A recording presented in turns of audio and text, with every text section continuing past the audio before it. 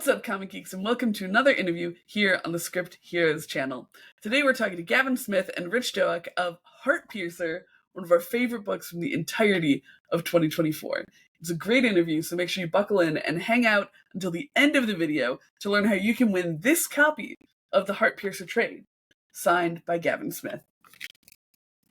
Yes, and you can also stick around to see who won our Dan Waters giveaway and see if you won the first volume of his Nightwing run. Without further ado, let's get right into the interview. Okay, we are joined by Gavin Smith and Rich Douek. They are the creative team behind Heartpiercer. They've also worked on tons of other awesome books, including they've both done a decent amount of work for the Teenage Mutant Ninja Turtles, something that I personally love. This is maybe our most, long-term. We've been trying to get you guys on for a very long time now. So, long awaited. It's been going to junk mail, sorry. But thank you guys so much for joining us. It's awesome to have you guys on. Yeah, happy to be here. Thank you. But yeah, we always start with the same question, and this is one that you'll both have independent answers for. But we always start with, how did you get your start making comic books? Want to tell us a little bit about that? Yeah, sure. Yeah. So I read a whole bunch of comics as a kid, and they were all, I was always into superhero comics and stuff like that. And then I kind of fell out. So I'll take over. Do it. Hell yeah. Go on. So I started, let's see. I was collecting comics as a bunch as a kid as well. And then when I was 19 or something, maybe 20, I got a job where I had disposable income again, and I started collecting comics. And I had always remembered Joe Kubert School ads and comics as a kid. Right. And that was kind of a pipe dream for me, just sort of I'd love to go there. And then when I started collecting again, I saw that it still existed. So I just started putting a portfolio together. I was delivering newspapers at the time, all over Indianapolis, or Indiana, actually. I was delivering for the Chicago Tribune and New York Times. So I would drive all over Indiana for 7 hours a night. Oh my God. Wow. It sucks. I went through but I would come back, and whatever was the cover picture on the newspaper, I would draw that and make that part of my portfolio. And then I was working on a little web comic to just kind of help learn how to tell stories and stuff like that. Submitted that, got accepted, moved to New Jersey in 2008, did all 3 years at the school, graduated in 11, and in Joe's class, one of his first assignments for us was a creator-owned project. To quote him, he was like, "Not all yous are going to get jobs with Marvel and DC when you graduate. You better come up with a backup." And so the first time he was like, "I want 5 pages and a cover by next week." And we were like, "Jesus Christ, Joe, we have 9 other classes." and but it was Joe, so you had to do it. You had to get it done, and did that. And that means you had to write it too. Not only just come up with an idea, write it, and then draw 5 pages. So did that, and then the next week he's like, "All right, I want you to ink it and hand letter it." And we're like, "Jesus, man!" So damn, you did it because it's Joe. Yeah. And but by the end of it, I had these 5 pages ready to go in the cover. School ended. I didn't get a job with Marvel and DC, and I moved back to Indiana, and I was like, "Well, I've got this. Let's just start doing that." So I spent the next 6 months working on it, just writing and drawing it and doing everything. I wrote, drew it, I gray toned it, lettered it, used the last $300 I had to my name to self-publish the first issue. Started doing conventions. So my first convention with a comic was C2E2 of 2012. Keto appreciate that. Love. Yeah. And that was the last time I saw Joe too. He ended up passing away a couple months later, but I ended up getting to give him one. And after that, I did 5 more weeks of conventions in a row. I was in Detroit, Louisville, Columbus, Pittsburgh, and back in Indiana, where I did like a gallery show for my last to wrap up that little tour. And then I sat down to draw the second issue, and then I started getting work from other people that just found Human City. So I got like 3 pages into issue 2, and then never worked on it again. Because it served its purpose. Yeah, it kind of did. There's worse problems to have, right? You know, and it's something I might want to revisit one day, and just rewrite it, redraw it, and just do something completely new. Because then a lot of the ideas I had for it got kind of scooped up by other things. Like there's some stuff in there, like I watched The Mandalorian, and I was just like, I was gonna do that. I was gonna do that. And you know, they did it much better than I probably could have at the time or would do. But it was like, all right, well, I can't use that idea anymore. So I may revisit the property and retool it. That's a lot further down the line, though. Gotcha. Yeah. That's so rad. I love the idea of Joe being like, okay, and hand lettering, like making sure that's a part of the process as well. And, around the time I was at the school, it was right as like tablets and Cintiqs and stuff were coming into play. So for Joe being an old school guy, like he was just like not about that. Like we had digital lettering courses, but like we also had a part of our time was learning how to hand letter. So we did that for like, I'm gonna say like a whole semester of just learning how to hand letter. So by the time we got to Joe's class, which is our senior year, he was like, well, you guys should know how to hand letter by now, so I want it on these pages. And that's how that worked. Anyway, welcome back, I just told my origin story. Your turn. It's okay. So I had been really into comics when I was younger, and then I fell out of it a little bit when I went to college and stuff like that. But then one time I was meeting some friends of mine in downtown New York, and I wandered into Forbidden Planet, which is like a really awesome store over there. And I was just seeing all this, like, these like adult comics on the thing. When I say adult, I don't mean like X-rated. I mean like stuff like, like Sandman and The Invisibles and Transmetropolitan and things like that. And just sort of opened my eyes to like, oh wait, like there's more to this than just superhero stuff. You can tell other kinds of stories. And also at the time I had been like kind of like a frustrated novelist. Like I had like a novel I wanted to write, and I kept starting it and getting like 5 chapters in and running out of steam, and I was just really felt like I was like banging my head against the wall. So I thought to myself, like, well, I don't really know how to make comics, but like I love them, and maybe I'll script writing will come a little easier to me. So once I figured out kind of like how to write a script, I took a couple of courses at this place called Comics Experience.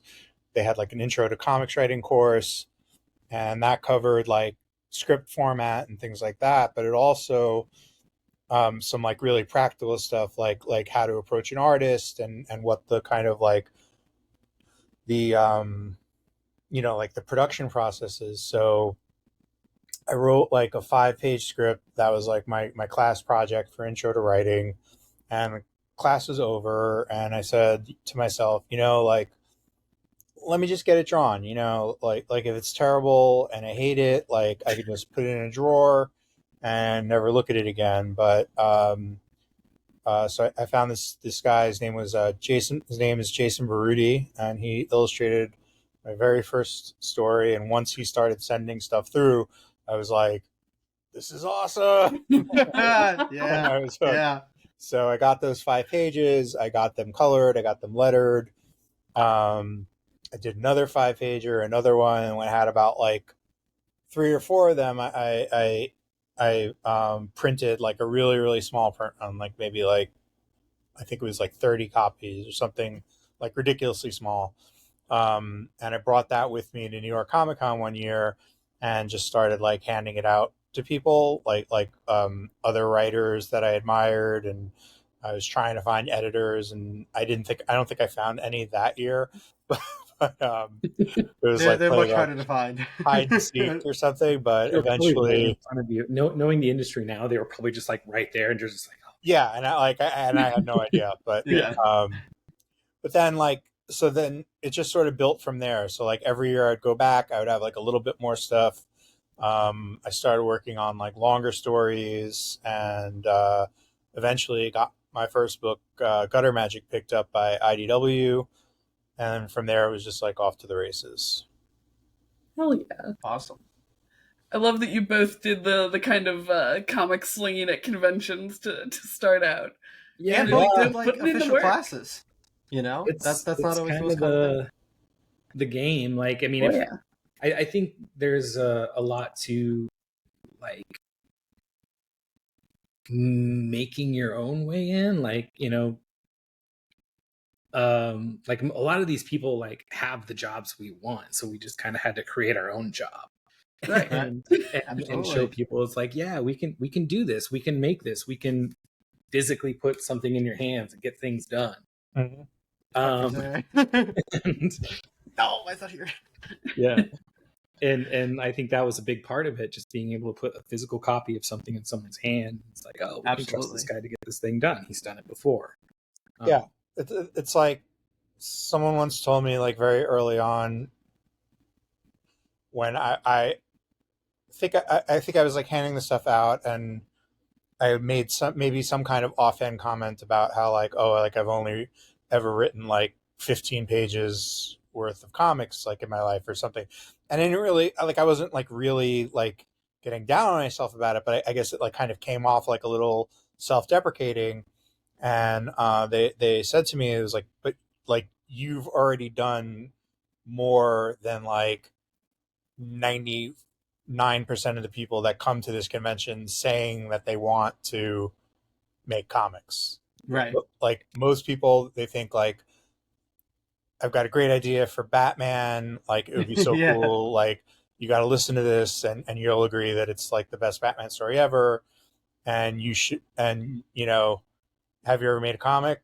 No. Have you ever written a script? No. It's like, and you want like me to put this $1 billion character like in your hands with like no resume, no nothing, and Right. you know, it's just Tell me that's not the best strategy? yeah. And I don't think that happens for people unless they're coming from like another form of media. Yeah. Yeah. And have made themselves a proven commodity somewhere else. Yeah. They don't get those opportunities. And so like guy on the street that, you know, says, oh, I got a great idea for a book. I'm like, okay. Can you show it to me? Yeah, prove it. And that's the thing. I meet a lot of people who come to me at conventions. They say they want to make comics and stuff, and they say they've got a great idea for Batman or whoever else. And it's just like, what's stopping you from filing off the serial numbers and you know, making a rip-off Batman thing and just doing your own thing? Mm-hmm. You know, you don't need permission for that. You can just make comics. Absolutely. Yeah. But now that we've gotten your individual origin stories, let's get the Heartpiercer origin story. How'd that come about? How'd you two connect to work on Heartpiercer together? Did we? I think we just kind of knew each other for a long time. We met. I think we met at a convention, like in person one year. Probably Heroes. Yeah, that sounds right. Just kind of hanging out, and we're just sort of like aware of each other, like over the years. Like, oh, like I was always like, Gavin's a great artist. I want to do something with him someday. Mm-hmm. I don't know how he felt about me, but I assume he said, "Man, I can't get this guy off my tail." But no, I think what it was is like, I think we were kind of at that same tier. Yeah, you know, like where we were both kind of coming up at the time.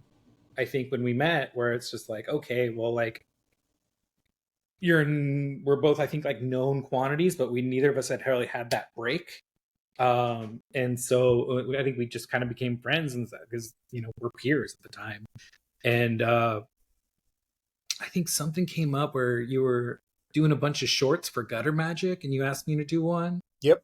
And yeah, I was doing a Kickstarter for it, and it was like a book of like short stories set in the same universe as like as the book, and yeah, I just was like, I want Gav on one of them. So yeah. And then he'd asked me again to do a pinup for Wailing Blade. yeah, And then I went really hard on it, and then I was like, yeah, this was fun. Let's do something. And I think we just started talking about like wanting to work together. And I think we just started like you threw a couple ideas at me. yeah. You were just like send me some pitches, and I think I had like 3 or 4 that I just wrote like one paragraph. Like Hell was one of them too. Yeah. And I was like, I let someone else draw the cards. Yeah. Valid. Alex jumped on that one. Yeah. But yeah, that was made for him though. That was perfect fit. But yeah, I think I read the Heartpiercer one, and I was like, I think it's this. Like, this sounds really cool. And yeah. So we put a pitch together for it.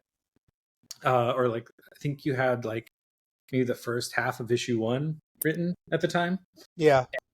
So I drew that, and I started sending it around to get work as samples, and that it actually landed me Star Trek, the Heartpiercer samples. I don't know if you Awesome. I didn't know that. That's pretty awesome. I know you were working on Star Trek around that time. Yeah. Yeah. Like that's what got me. Like, I'd already been talking to IDW, but like, and they were flirting with me, but hadn't asked me out on a date yet.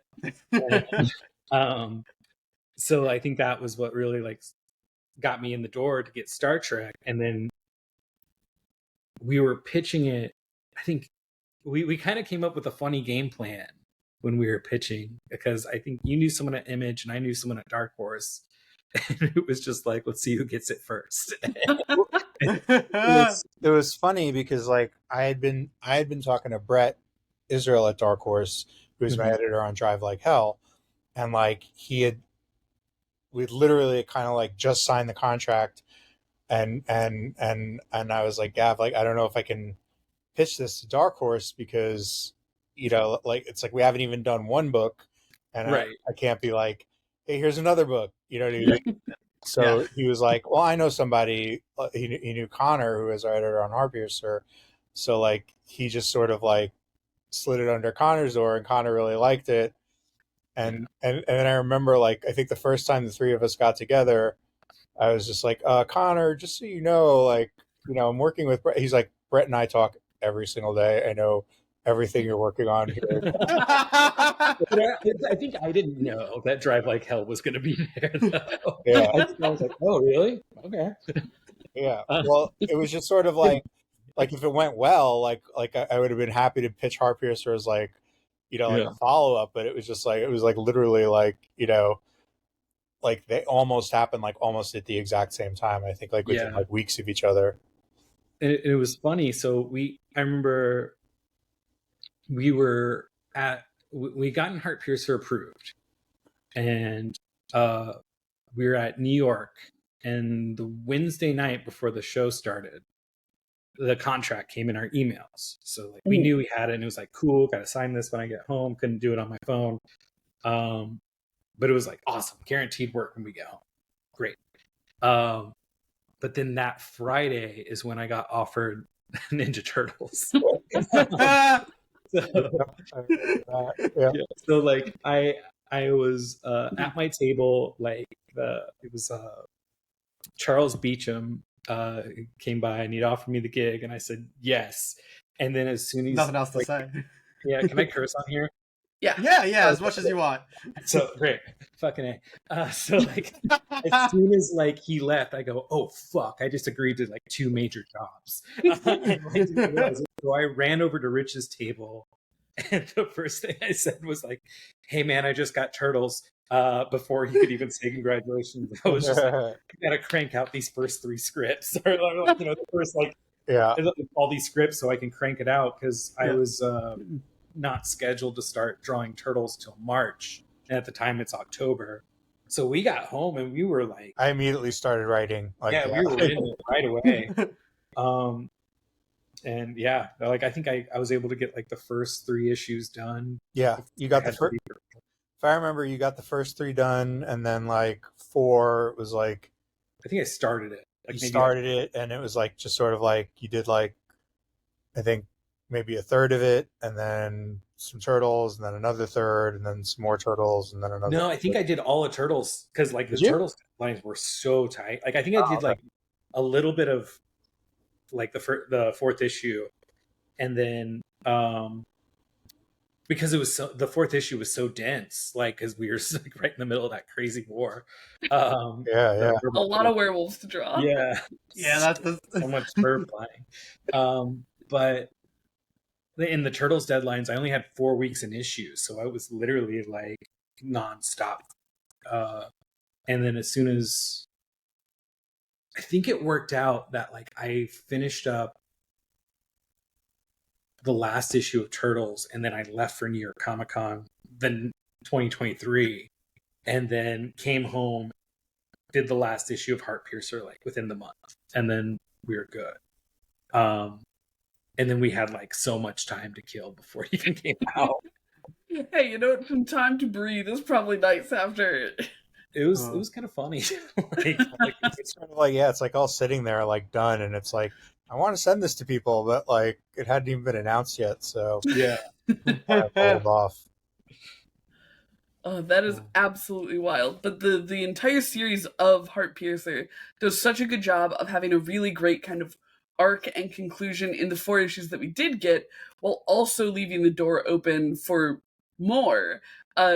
Rich, what was it like balancing that kind of open ending that can leave people wanting more and delivering a really satisfying, like, complete product in a single volume? Yeah, I mean, you definitely it's a tough balancing act sometimes because like we definitely had like a larger story in mind for Heartpiercer where like in like a perfect world like it would just be like an ongoing and we do arc after arc after arc until we were sick of working with each other or something. I don't know.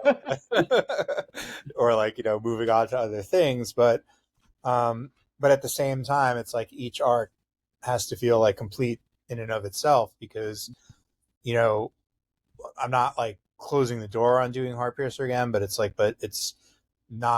probably not going to happen like in the immediate future. So it's like, so I don't want to like leave people hanging with like sort of this like unsatisfying ending where they're like, feel like something's unfinished and then, like, and then are just like, and then if we ever do like bring it back, it's like they'll be so upset about it feeling unfinished that they don't even want to know anymore, So so what I was trying to do was just really kind of zero in on like what I wanted this part of the story to say, or like what I wanted to accomplish, like about like what did Atala need to kind of come to terms with, what did she need to overcome, and like then that was like the arc, you know what I mean? And then it's like and then there's like future arcs that like Gavin and I have talked about that are going to be about like different things, so so really it was just sort of just trying to, I just didn't want to leave anybody hanging. I don't think Gavin did either, like because it's like I think we all have at least like one TV show where we're like, oh, it got canceled too soon, and it's like even if they brought it back, like it's like yes but no, like yeah. it's just so hard to like kind of recapture that like original magic that yeah. I mean, I think you guys did a great job with like breadcrumbs and just such an expansive world beyond the story that it definitely was satisfying but left hungry for more. Yeah, that's awesome. I think we talked for about us that a too. lot. Like I think we just when we were putting it together, it's just like I think there would be something cool that I would find in the writing that I was just like I want to push this a little further, and I was pitching Rich things all the time. Yeah, like I think Nice. I pitched at one point like what's her name, bird lady. Light Eye, yeah. Yeah. Light Eye, yeah. That like I was like, oh, what if she just like threw birds as a weapon? Like, just exploding. Like I was like sending him stuff like that. I think he came up with a couple of crazy ideas for other characters and what could happen, or our established characters and what could happen to them down the line. How could we evolve them? Some that like didn't get touched on as much, that we could just explore more. Yeah. You guys did like just such a phenomenal. I think when we were reviewing issue 4, we were literally like employing other books. Like, this is how you do a miniseries. Like, this is how it is open, but it is not just like the first chunk of a story that we now do not have. It really was so great. I think a lot of the reason why the book works so well is because you have such like incredibly interesting and distinctive characters that you just immediately kind of know what they're about, and they look so incredible because of Gavin's awesome designs, and they have this just great on the page personality. The line that always sticks with me is the Howler threatening to steal Grost's eye patch after he murders him, and I'm like, that is amazing. So how did you guys build out these characters to make them feel so distinctive and interesting? Great question. I think it was just like when you're in that kind of like fantasy horror world, you're kind of playing with some tropes a little bit, but I don't know, I was just trying to make everybody look cool. like I was like, all right, what can Mission I do? succeeded. Not like, it's like I think it's one of those things where it's like it just sort of becomes collaborative, and it's one of those things where like the characters wound up being greater than the sum of their parts because of Gavin's input, rather than like if I had just like written them in like, I don't know, like a novel or something. Like, because they all start with like maybe like a paragraph or two just being like, well, this is who they are, this is like what's driving them, this is blah blah blah, whatever it is. And then Gav read that and started sending sketches back, and then it's like, and that's when they start to kind of come to life, and I'm like looking at them and being like, oh yeah, and then like Light Eye is a great example, because like in my head I was just like, well, she's like the spy master, and she's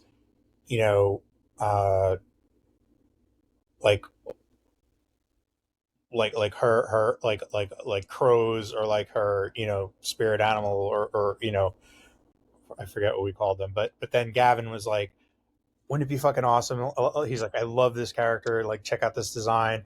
Like, what if she could like turn into birds? And it's like, yeah, well, I didn't really think of like I just had the idea, but like what are her like, how do those powers manifest and stuff like that? And just being able to like look at Gavin's designs, it's like sparks that in me. So then I'll throw him back something and like in the script, and then he's like, that gets him excited, and then like I'm very excitable. And then like the next round of like, then when we get like to the scripts, it's like, like he'll draw something and I'll be like, that's so fucking cool, and I want to top that with the next script that I send him, and then he'll top do an even better job with that. And I think that's what's like so important about like this, is that like we're truly collaborating on this. Like it doesn't feel like an assignment. Like we're both just like, oh, like we can, like, I mean, it's comics, so we can do like almost anything that's within each of our capabilities. And I think we're just trying our best to just make dope comics. and that's what it is. I think we both have a passion for that. I mean, like, even if like, if Dark Horse hadn't picked it up, and I don't really think we even like gave Image a fair shot at it. We just sort of like, all right, well, we'll see what, like, who, regardless, if nobody else was putting this out, we were just making this ourselves, like, I think our goals would still be the same. It's just try to make it dope. Thing. Like, we would have found a way to do it one way or the other, whether it was like kickstarting it or like, I mean, I don't know. Like, I don't know what your appetite is for Kickstarter. I know mine is like, I haven't really played there much. I think the one time I tried to was when James and I, James Maddox, were doing our book Dead Legends, and we had put it on Kickstarter, and then before the Kickstarter had finished, Away Blue World wanted to publish it, so we were like, oh, okay, so we just canceled the Kickstarter. Yeah. Instead of like being beheld to like the Kickstarter deadlines, we were just like, Right. oh, we'll just make that someone else's problem. Yeah, but I mean, like, it's Yeah. it's one of those things where it's like, I think like Gav's like this too, where it's like if every publisher said no, it's like, Yeah. I'd still want to make the book, and I'd still want to find a way to do it, whether it was like, you know, crowdfunding it, or, you know, taking a loan out, or I don't even know like what or how, or like maybe, Yeah. you know, but like it's just I want like my work to get out in the world, and it's like, and if publishers don't agree, well, then that's fine. I have other like ways of getting it out there. Yeah. So you'll So print 30 copies and hand them out at yeah, convention. exactly. Go back to basics, right? Yeah, I mean, I Whatever think works. alongside the characters, the world building and the mythology of Heartpiercer is so central to it. Are there any corners that you can tell us that you would like to explore more in this world? I mean, I think like Kern's roster is like, we teased it in the very first issue, like the splash page, like this is like a snippet of we barely touched any of these characters. We could do so much with them. And like that was one of the things that we've talked about when we're talking about what the future of this could be. We're just like, all right, let's just look at that page. Who do we not know? Yeah. What could we take and then take it a step further? Like, and I think in what we've discussed for possible future arcs of this, like there is a really bonkers idea for a volume 2 and beyond. Hell yeah. That I'd love to get to one day. Yeah. Make it happen, listeners. I think, but like, I think Yeah. Gav's really right. Is that it's like, it's almost like, if you want to like put it in like mini in video game terms, it's like, you know, like you've got like Kern's going to be like the final boss, but then there's a whole bunch of other levels before she levels 2, 3. There's side quests. There's so like hidden games. I don't know. There's an analogy there. A lot of like cool minions we could bring in, like potential allies, enemies, stuff like that. But it's I think like that's kind of I think where we'd be going, where it's like, you know, like which one of his henchmen is she gonna take down next? It's almost like a weird fantasy version of like Kill Bill or something, you know. A little bit, but like not only that, like we've also like keeping that in mind, not just keeping it totally monster of the week. Like there's a lot of like, all right, we need to really flesh out these characters that we do have already. Right. Yeah. I mean, she gets a team at the end of the book. She was, you know, pretty much a solo act, and now she's got buddies. Yeah. And some of them, like, we could do like so much more with too. We have discussed that. Well, like Katie said, to go demand Dark Horse to make. Can we? What's a? I don't know if there's a good hashtag. You know, Heartpiercer V2. You know, I don't know. There we go. Well, we do bug them about it periodically, so it's like that's good. That's every good. Time if all four of us are doing it, every time I get a new Dark Horse gig, I'm always like, oh, and by the way, Gavin, I would love to do more. And that is like they're still answering our phone calls, which is very well. That's good. That's good. Yeah. And it's which I think it's just we gotta keep flirting with them. Yeah, and it's not like 100% like anything to do with like the book itself. Like part of it is just that like the publishing world and the world, full stop. Is it a lot of it right now? We're waiting to see. Yeah. You know? Like it's we haven't heard a hard answer either way. Yeah. It's just we're talking about it. Okay. Yeah. So, plus, it's a book all about rebirth, even if it takes a while, you know. Right. Well, Yeah. my hope is that Power Rangers does so well for Gavin that they're just like, oh, we got to lock up Gavin for more work before somebody else grabs him. So Wait, There we Power go. Ranger says that, or Dark no, Horse? that Dark Horse is like it's now or never, or like yeah. Yeah. So Get him before he's gone. I yeah. know. Yeah. I've Hot been commodity. saying that to people for years. Before I'm gone. That honestly though feels like a really good transition to the other question we like to ask everybody, which is, what properties would you guys like to work on? You both obviously have worked on some very cool licensed properties. Are there properties out there that you are on like your bucket list, as it were? I'd say there's one on both of our lists right now that you might hear about later. Not for sure, but I'm gonna avoid that franchise and character in my answers. But like I'm really excited about, like Rich said, I'm doing Power Rangers. I'm doing a one shot at Boom with the Pedestrians writer Joey Esposito.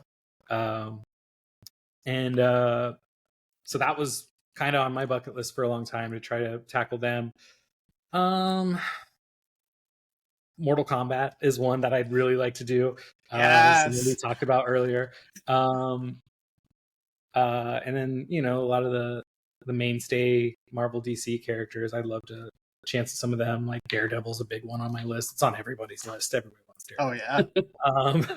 But like I'd love to do Flash at some point. I think that'd be really fun. I don't know. Like I said before, I'm very excitable. So if you put an idea in front of me, like I can find a way to make it cool. For me, at Hell least. yeah. Yeah. I'd only put him on the Sesame Street book. Yeah, I mean, what about you, Rich? Yeah, for me, yeah, there's the one that Gavin and I probably shouldn't talk about, so I'm not going to mention exactly what it is by name, but I would love to do like a D&D comic, I think, because I grew up playing D&D. I did a Magic Gathering comic that was like a lot of fun. So D&D would kind of like just scratch another kind of like childhood itch. But I like all like the weird D&D shit, like Dark Sun and Planescape and stuff. So I don't know. Does Dark Horse have D&D now? Yeah, they do. So okay. And I think a new series is coming out in just a couple months. Yeah. Yeah, there's a bunch of Marvel and DC characters I would love to write. I would love to write Ghost Rider. Who else? I got to do like a Batman short last year. I'd love to do some more with that. I just got announced I'm doing a Venom short that's going to be out in November. So in Black, White, and Blood. So that was a lot of fun to write. Yeah, like I just like I love like writing original stuff, but it's definitely fun to like be able to like pick up some of these like iconic characters and like think about like what you would do if given the chance. Yeah. Oh yeah. There's like playing so many someone toys else's to be able to sandbox play with that are really cool. And it's funny because like a lot of these properties like are toys. So I was about to say, literally, in some cases, like, you were telling us about them. Come on, literally playing with toys to draw. Yeah. I mean, like, And then the one other thing is, I do want to get back to Turtles one day, because while I've written Teenage Mutant Ninja Turtles books, I've never written anything for one of the 4 actual turtles. So it's like we're all like the Mutanimals and like which was great, but it's like one of these days I want to like get back to like somewhere where I can write like Raphael, Leonardo. All 4 of them would be great. I'll take one if I have to do a solo story. What's funny is the last Turtles thing I did earlier this year was like back in March, so it came out recently. It was like Mutant Nation 7. It was me and our friend Paul Aller. So Paul had written this, and it was Monty Moose story. Yeah, yeah, the Moose one. Because like I love Monty Moose. I got to draw him when I was on the main series, but the very like last panel in the whole thing was the only time the turtles showed up, and it was from like a long shot, so the turtles were like this big in it. And I was like, Paul, what the hell? Like we could have just teasing you. And I was like, I know that's not the story you're trying to tell, Paul, but let me draw the turtles. I know. But yeah, like it like, and it's funny, like I was mentioning the toys thing. There was a cover I did for Power Rangers Usagi crossover, and it was like I literally had Usagi and the Red Ranger like sword fighting on the front of it, and I was like, oh man, I'm pretty positive I made this happen with my toys as a kid. Like, it was pretty good. So, right. But yeah, like I think besides like even the main property stuff, I think I just want to make comics in general and just tell stories. Like I'd love to get to a point where I could, you know, just make something creator owned, like, and not have to worry about, you know, working on property stuff to pay the mortgage. I don't know how far away that is, but it'd be nice. Hopefully not too far. Yeah. The good news is you can enjoy the toys while you're playing with the big two. Yeah. But guys, thank you so much for coming on today. Yeah, where can everybody find you, and what can everybody look forward to coming from you guys?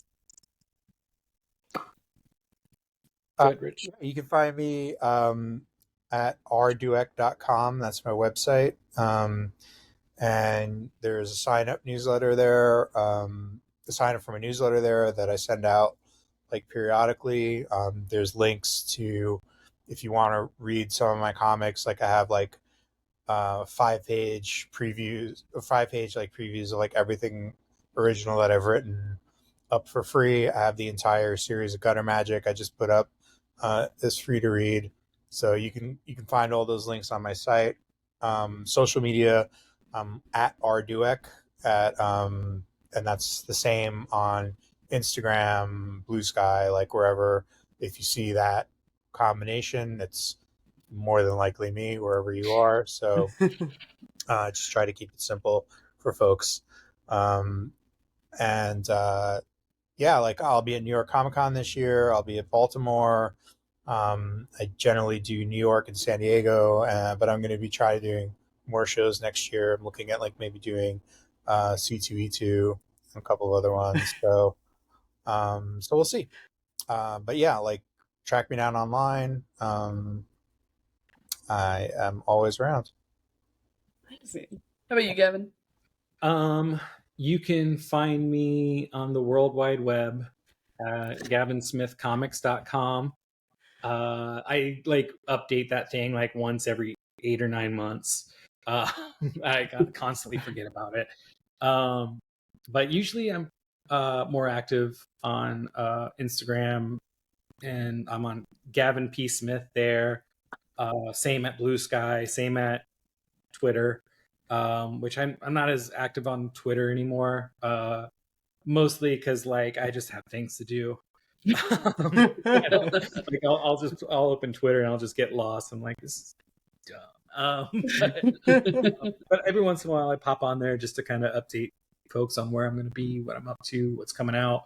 I know I have a couple covers from Oni coming out this month. I don't know when this airs, but I think this. I don't think we know when this airs right now.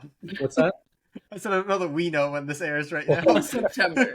All right. Well, I know I have a cover for the Cowboys of Moo Mesa coming out for the first issue. I have a Biker Mice from Mars coming out, cover coming out, both from Oni. And then Power Rangers one shot with Joey comes out in December. That's all I can really say about it right now, is that it's me and Joey Esposito. Comes out in December. I don't know what day. But I'll be at New York Comic Con. I'll be at table A19 next to fellow Turtles artist Ben Bishop. And and then Kyle Starks will be on my other side. So and then I'll be at MCM London the end of October. I think that's it. Oh, Grand Rapids Comic-Con in November. That's forever away. Yeah, Gavin P. Smith. Sweet. Nice. Yeah. Well, guys, Awesome. thanks Well, again thank so you much guys for so much, coming yeah. on. Yeah, thanks for having us. This is long overdue. Yeah, Yes. Absolutely.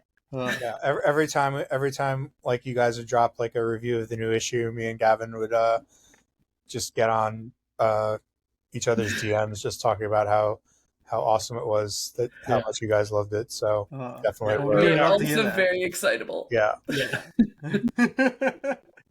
Yeah, September. thank you guys so much. Yeah. Yeah. Thank you so much again to Gavin and Rich for coming on the channel. That was so much fun.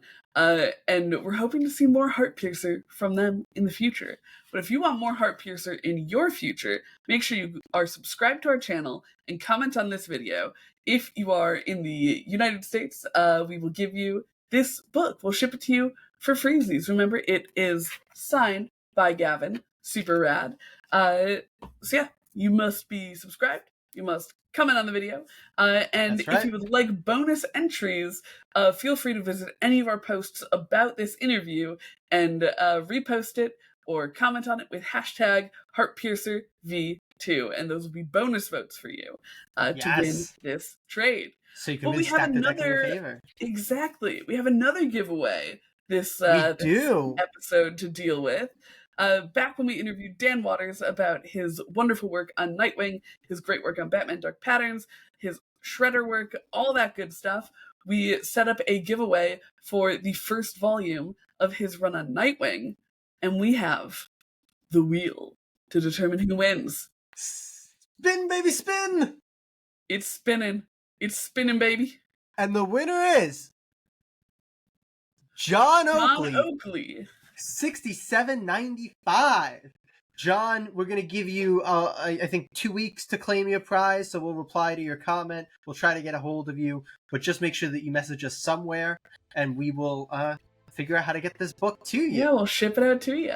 Congrats to John, and make sure you enter to win the next giveaway, which is this copy of Heartpiercer. I will be announcing the winner for this one on our next week's full-length episode, so be sure to tune into the pull list rack.